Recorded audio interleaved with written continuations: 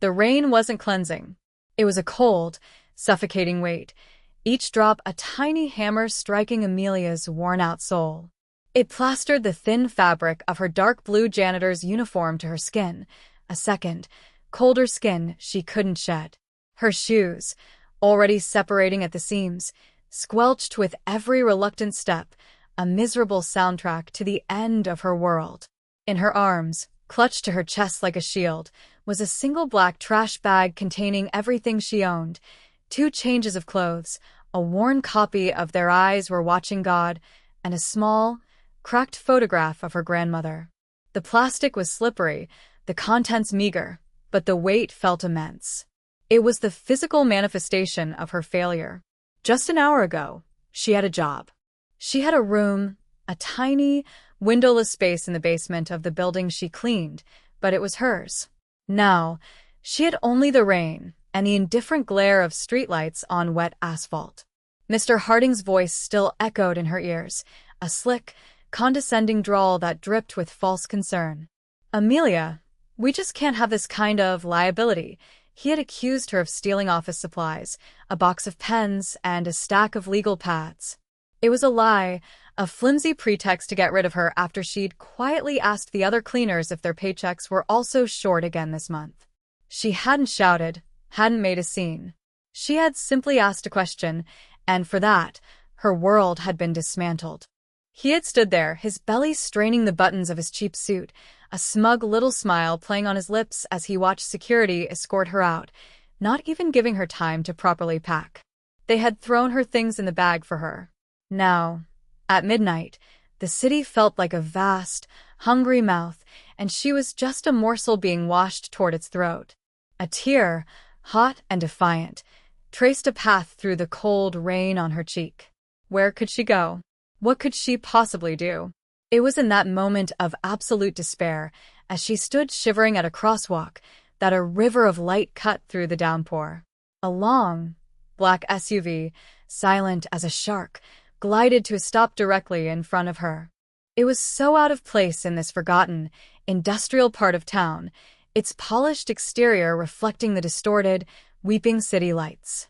The windows were tinted, impenetrable voids. For a moment, she thought it was a threat, another predator in a city full of them. She clutched her bag tighter and took a step back, but the rear passenger door opened with a soft, expensive hiss, spilling a warm, golden light onto the wet pavement at her feet. From the opulent darkness of the vehicle's interior, Jin-Woo Kwon watched the woman. He saw not just a figure in the rain, but a story. He saw the rigid set of her shoulders, a desperate attempt to maintain dignity against a world determined to strip it away. He saw the way she clutched that cheap plastic bag, as if it contained crown jewels, and not the meager scraps of a life. His driver, a stoic man named Min-jun, had been about to speed through the intersection, but Jin-Woo had held up a hand, a single, almost imperceptible gesture that brought the 2-ton vehicle to a silent halt. He had built an empire on his ability to see the cracks in things, in business deals, in alliances, in people. And in this woman, drenched and alone, he saw a fracture so profound it resonated with something deep inside him, a cold, dormant memory of his own. The city was full of suffering. He knew that better than anyone. It was the currency his world traded in. He usually drove through it with a detached, clinical disinterest. But not tonight. Not her. The defiance in her posture, the refusal to completely collapse under the weight of the storm and whatever burden she carried, it was familiar. It reminded him of his mother, years ago, facing down a landlord with that same quiet, unbreakable spine. "Stop the car," he had said, his voice low and calm, yet it carried an authority that needed no volume. The door opened. He watched as she flinched, her fear a tangible thing in the rain-soaked air. He could see the calculations in her eyes. Run, fight, freeze. He leaned forward slightly, his face remaining in the shadow of the cabin, only his tailored suit and the glint of his watch visible in the interior light. He wanted to project calm, not menace, a difficult task given who he was and how he looked. His voice, when he finally spoke, was not the shout of a predator, but a quiet, resonant inquiry that cut through the sound of the rain. "What happened to you?" It was not a question of pity. It was a demand for facts, a surgeon's inquiry into a wound. The simplicity of it seemed to stun her more than a threat would have. Her fear was still there, but a flicker of confusion, of exhaustion, crossed her face. She just stood there, water dripping from her hair, her knuckles white around the handle of her bag, a solitary island in a storm he had just decided to calm. Amelia stared into the warm light spilling from the car, her mind struggling to process the question. It wasn't accusatory. It wasn't lewd. It was direct, almost clinical, and in its darkness, it was strangely disarming. A man sat in the shadows of the back seat, a silhouette of immense stillness. She couldn't see his face clearly, but she could feel the weight of his attention, an unwavering focus that was more intimidating than any physical threat. Her first instinct was to run, but her legs felt like lead, rooted to the spot by sheer exhaustion. What was the point? Where would she run to? She had nothing left to lose, a terrifying and, in a strange way, liberating realization. She took a shallow, ragged breath that tasted of rain and exhaust fumes. "I lost my job," she said, her voice hoarse, barely a whisper against the drumming of the rain. The man in the car said nothing, simply waited. The silence was an invitation, a blank space demanding to be filled. And suddenly, the dam of her composure, so carefully maintained for hours, began to crack. The words tumbled out, not as a coherent story, but as fragmented pieces of her humiliation. "My boss, Mr. Harding, he said I was stealing pens. He said I stole pens." She almost laughed, a broken, bitter sound. "He fired me. The job came with a room in the basement. They made me leave right away." She gestured with her head towards the trash bag. "This is everything." She finally looked up, trying to pierce the shadows within the car. He lied. "I didn't take anything. He was shorting our paychecks. All of us. I asked about it." The man leaned forward, and for the first time, she saw his face. He was Korean, with sharp, intelligent eyes that held no pity, only an unnerving intensity. His features were handsome, but etched with a severity that suggested he was a stranger to frivolity. He wore a dark, impeccably tailored suit that seemed to absorb the light. He wasn't a policeman. He wasn't a social worker. He was something else entirely. "Get in the car," he said. It wasn't a request. It was a statement of fact, a declaration of what was about to happen. Amelia hesitated. Every warning bell in her head was screaming. Getting into a stranger's car in the middle of the night was the stuff of cautionary tales. But then she looked down the empty, rain-slicked street at the indifferent, dark windows of the surrounding buildings. The world had already done its worst to her tonight. What more could this man possibly do? With a sense of fatalistic surrender, she took a step forward, out of the cold rain and into the impossible warmth of the SUV. The leather seats were soft, the air was dry and smelled faintly of sandalwood and power. The door closed behind her with a solid, definitive thud, sealing her off from the storm and the life she had just lost. The journey was silent, the city a blur of weeping neon lights through the tinted windows. Amelia sat rigidly on the edge of the plush leather seat, clutching her bag of belongings on her lap. The man, Jin-woo, hadn't spoken another word since she'd gotten in. He simply sat opposite her, his gaze fixed on the passing cityscape, though she felt his awareness of her as a constant, humming pressure in the quiet cabin. The sheer luxury of her surroundings was dizzying. The silence itself was a commodity she hadn't experienced in years, a stark contrast to the constant hum of industrial cleaners and the thin walls of her basement room. They pulled up not to a police station or a shelter, but to the gleaming, sterile entrance of a high-rise hotel that pierced the night sky like a needle of glass and steel. A doorman in a long coat rushed forward with an umbrella, but Jin-woo's driver was already out, opening her door. She followed Jin-woo through the lobby, a cavern of marble and hushed reverence, feeling acutely aware of her drenched uniform and the trash bag in her arms. People averted their eyes, but no one dared to stop them. Jin-woo's presence was a force field, parting the sea of quiet judgment. An elevator whisked them upwards in unnerving silence, opening into a private penthouse suite. The view was breathtaking, the entire city spread out below like a carpet of shattered jewels. "You will stay here tonight," he said, his voice echoing slightly in the vast, empty living room. "There is food in the kitchen, clothes in the closet. Someone will bring you what you need." He gestured to a sleek, black phone on a glass table.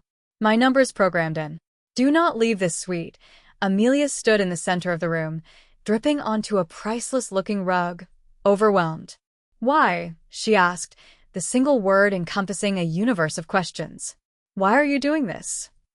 He turned to face her fully, and his dark eyes were unreadable. "My mother once worked as a cleaner," he said, the admission so quiet she almost missed it.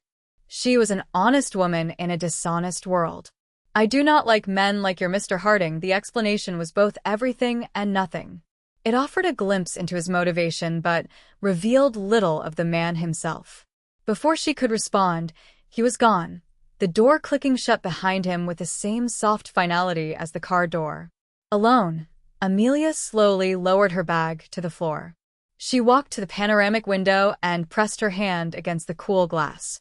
Below, the city that had chewed her up and spit her out just hours before now seemed small, a toy set she could hold in her palm. The whiplash was nauseating, from a wet curb to a penthouse in the sky. It didn't feel real. It felt like a dream she was terrified to wake up from, a fragile bubble of safety she knew could pop at any moment. She had been saved, but she had no idea by whom, or what price this salvation would ultimately demand. The next morning, Amelia awoke in a bed larger than her entire previous room, tangled in sheets with a thread count she couldn't begin to imagine. Sunlight streamed through the floor-to-ceiling windows, a stark contrast to the perpetual gloom of the basement she had called home. For a disorienting moment, she thought it had all been a fevered dream brought on by cold and despair. Then she saw her wet uniform, draped neatly over a chair to dry, and the black trash bag standing sentinel by the door. It was real. A quiet knock at the door revealed a woman in a crisp hotel uniform with a rack of clothes and several shopping bags. There were simple, elegant dresses, trousers, soft sweaters, new shoes, toiletries, an entire wardrobe. "Mr. Kwan's compliments," the woman said with a small, professional smile before disappearing. Amelia touched the soft cashmere of a sweater, a texture so foreign and luxurious it felt like a sin. Later, the black phone buzzed. It was him. "There is a meeting at noon," Jean Woo's voice said, devoid of preamble. "A car will be waiting for you downstairs. I would like you to be there." There was no room for refusal in his tone. She dressed in a simple navy blue dress and flat shoes, feeling like an imposter in a life that wasn't hers. The car, another silent black sedan, took her not to a corporate office building, but to a sleek, minimalist restaurant, closed for a private event. Jean Woo was waiting for her in a private room, a stark space with a single large table. He stood as she entered, a gesture of respect that felt both grounding and surreal.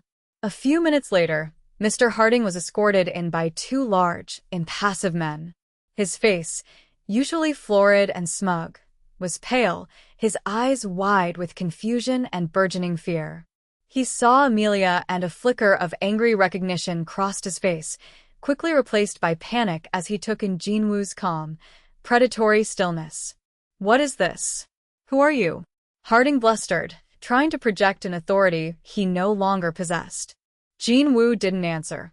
He simply gestured to the chair opposite him.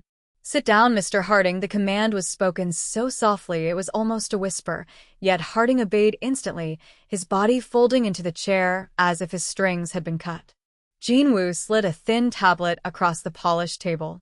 "Sterling Services," he said, naming the cleaning company. "Your company. It seems to have some accounting irregularities." On the screen was a spreadsheet, its columns and rows detailing years of systematic wage theft, of hours doctored and paychecks shaved. Harding's face went from pale to ashen. This is illegal. You can't have this." Jean Woo leaned forward, his voice dropping even lower. "What is illegal, Mr. Harding, is stealing from people who have nothing. What is illegal is creating false accusations to silence those who ask for what they are owed. You accused this woman of stealing pens. But this tablet shows you have stolen over $200,000 from your employees in the last 3 years alone. Amelia sat perfectly still, watching the man who had ruined her life shrink under the weight of Jin-woo's quiet, methodical dissection. The power in the room had shifted so completely it had altered the very air, and for the first time in a very long time, she felt the flicker of something she had thought was extinguished forever. Hope. Mr. Harding stammered, his bravado completely shattered, replaced by a desperate, sweating fear. I don't know what you're talking about. Those records are fabricated. This is entrapment. He looked from Jin-woo's implacable face to Amelia's silent one, searching for a crack, a weakness he could exploit. He found none. There was only a cold, unified front of judgment. Fabricated? Jin-woo said, a hint of dry irony touching his lips for the first time. It was not a humorous expression. It was chilling. My accountants are exceptionally thorough. They are artists of numbers, and your books, Mr. Harding, are a clumsy forgery. He tapped the screen, and a new file opened, a series of audio recordings. He played the first one. It was the voice of another cleaner, a tired, older woman with a thick accent, detailing how Harding had threatened her with deportation when she complained about her missing wages. He played another, a man describing being forced to work with unsafe chemicals without proper gear, his subsequent health issues dismissed by the company. Story after story, a chorus of the exploited, their voices filling the silent, elegant room. Harding slumped in his chair, the sound of his own corrupt world collapsing around him. This was not just about Amelia anymore. Jin-woo was not merely seeking retribution for one woman. He was performing a systemic extermination of a rot he had uncovered. His investigation, conducted with terrifying speed and efficiency in the hours since he had met Amelia, had gone far beyond one man's petty theft. His team had unearthed a web of corruption. Sterling Services was a shell, a front for laundering money, for insurance fraud, for violating dozens of labor laws. Harding was just a grubby, mid-level manager, a useful tool for the real owners who remained in the shadows. But Jin-woo was a man who hated shadows. You are a symptom, Mr. Harding, Jin-woo continued, his voice a low, steady scalpel. A manifestation of a sickness. And I am the cure. He slid a second tablet across the table. On it was a live news feed. A local station was breaking a story, broadcasting from outside the Sterling Services headquarters. A swarm of federal agents from the Department of Labor and the IRS were raiding the building, carrying out boxes of documents. The headline scrolled across the bottom of the screen. Major cleaning corporation raided in multi-agency fraud investigation. The story wasn't just about stolen wages anymore. It was about tax evasion, racketeering. The entire rotten edifice was being torn down, publicly and spectacularly. Amelia watched, her heart pounding. The injustice she had suffered was not an isolated incident, but a pattern, a business model. Seeing it all laid bare, exposed to the light for the entire city to see, was a vindication so profound it left her breathless. It was more than justice for her. It was justice for everyone whose voice had been too small to be heard. The public dismantling of Sterling Services was swift and brutal.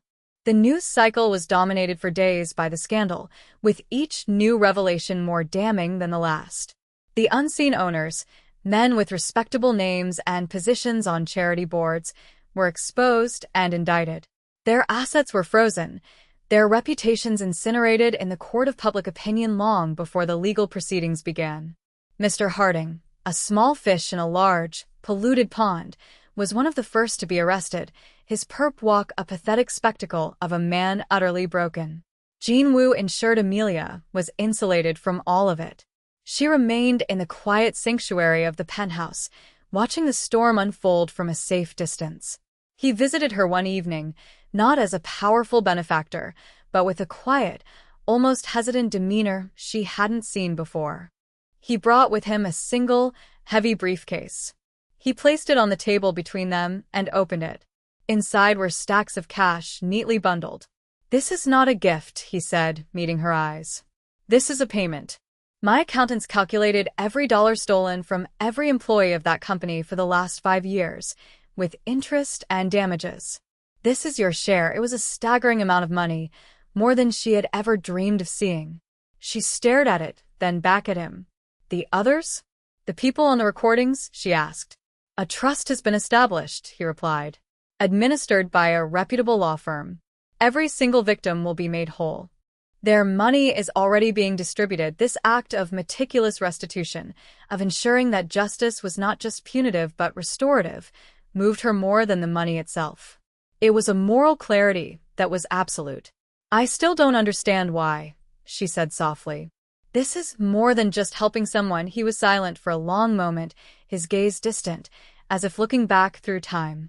When I was a boy, he began, his voice low and laced with an old pain, my father worked for a man like Harding.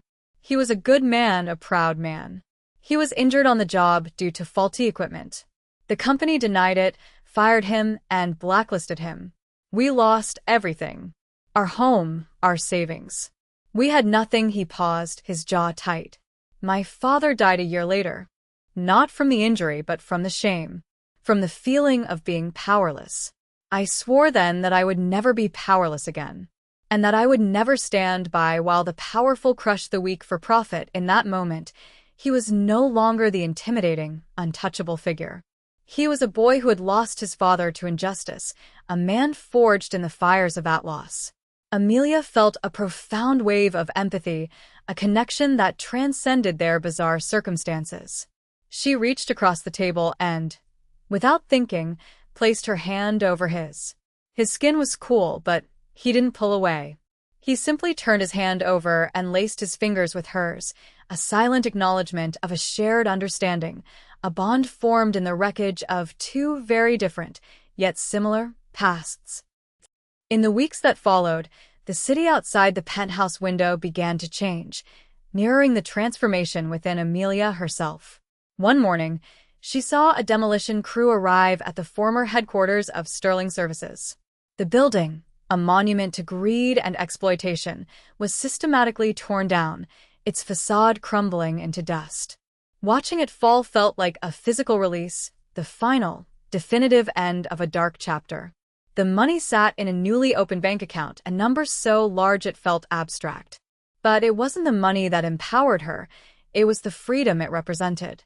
It was the knowledge that she would never again be at the mercy of a man like Harding. She spent her days reading, planning, dreaming. The worn copy of Their Eyes Were Watching God was no longer just a comfort object. It was an inspiration. She wanted to build something, not tear it down. She decided to use a portion of the restitution to open a small, free library and community center in the very neighborhood she had once walked through in the rain, a place for learning and sanctuary. She presented the idea to Jean Wu one evening as they shared a simple meal in the suite. He listened intently, his expression unreadable as always, as she passionately laid out her plans for literacy programs, job-seeking workshops, and a safe space for people to simply exist without expectation. When she finished, flushed and breathless, he was silent for a moment. "It is a worthy ambition," he said finally. Then he took out his own tablet and began sketching out a business plan, pointing out potential zoning issues, recommending contractors, offering advice with the sharp acumen of a man who built empires for a living. He was no longer just her rescuer. He was becoming her mentor, her partner in this new endeavor. Their relationship shifted into a new, comfortable intimacy. They talked for hours, not about his shadowy business or her painful past, but about books, architecture, and the future. She discovered a dry wit beneath his severe exterior, and he seemed to be drawn to her resilience and the fierce compassion that drove her. One night, they stood by the window, looking down at the city lights. "You're not afraid of me?" he asked, his voice a low murmur. "I know what people say I am." Amelia turned to face him. She saw the man who had shown her kindness, who had pursued justice with righteous fury, who had revealed the wounded boy he once was. "I'm not afraid," she said softly. "I see who you are." He reached out, his hand gently cupping her jaw, his thumb stroking her cheek. The gesture was tentative, questioning. She leaned into his touch, a silent consent. He lowered his head and kissed her. It was not a kiss of passion or possession, but one of profound tenderness and respect, a quiet promise in the heart of the glittering city. The shell of the old building was gone, replaced by the clean, hopeful frame of a new one. Amelia stood on the pavement across the street, a hard hat on her head and a roll of blueprints in her hand, a sense of profound, bone-deep satisfaction washing over her. The library was taking shape, its walls rising from the very ground that had once supported a monument to corruption. It was her vision, her work, her future. She was no longer the woman in the rain, defined by her loss. She was a creator, a builder. Jin Woo was a constant, quiet presence in this new chapter of her life. He never interfered, never used his immense resources to take over her project.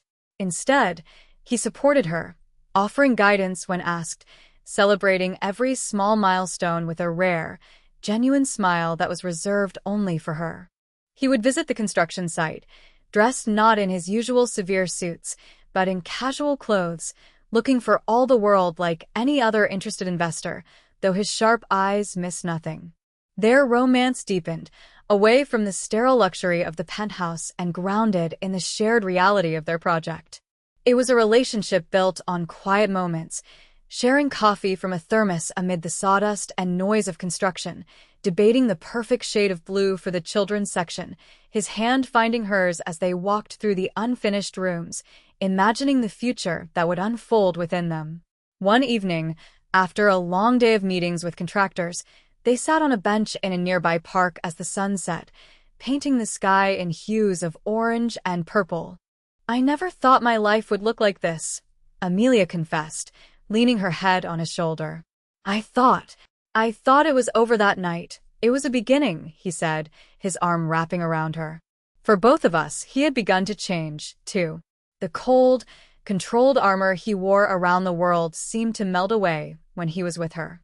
She brought a warmth and a purpose to his life that had nothing to do with power or revenge. She was his peace, the quiet harbor in his tumultuous world.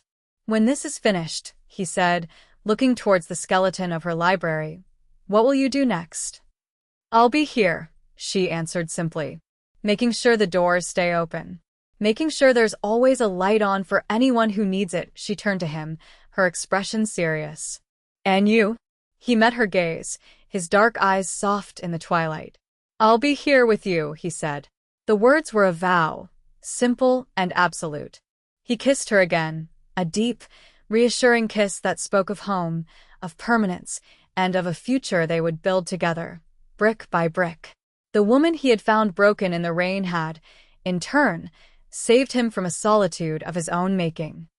The grand opening of the North Star Community Library was a testament to the power of transformation.